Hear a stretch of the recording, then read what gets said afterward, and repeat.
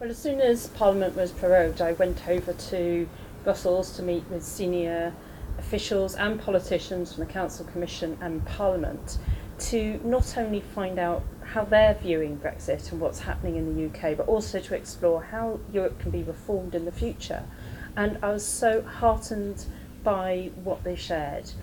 Since Brexit, they have said that the EU has heard the pain of Brexit, but also what was behind Brexit far louder than Westminster, and they've got on by putting a reforming agenda together. We've got a new commission and a new parliament now who are set on bringing real radical reform around employment, around climate, and around so many other things which have concerned people for so long. The inequality, they're looking at social housing and universal healthcare. They're looking at issues that will really transform people's lives, and I came away with a sense that we really want to be part of that debate, that discussion, because it's going far in advance of where our government is even contemplating at the moment.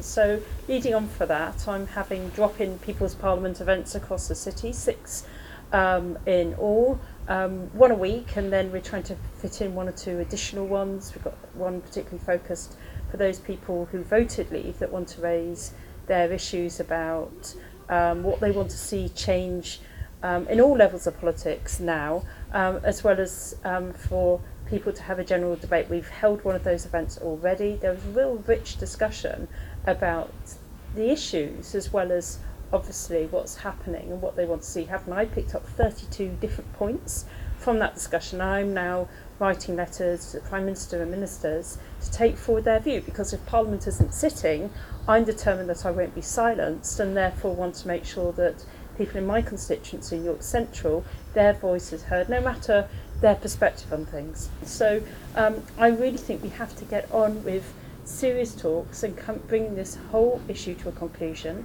The best way of doing that, as Labour's position is in a public vote, a referendum. Rachael Maskell's comments come as number 10 stand firm on the suspension of Parliament as the PM spends time in Europe with other EU leaders. They had this statement on the latest. The Prime Minister and President Juncker had a constructive meeting this week at lunchtime where the leaders took stock of the ongoing talks between the UK's team and Task Force 50. The Prime Minister reconfirmed his commitment to the Good Friday Belfast Agreement and his determination to reach a deal with the backstop removed that UK parliamentarians could support. The Prime Minister also reiterated that he would not request an extension and would take the UK out of the EU on the 31st of October. Rory Ward, That's TV.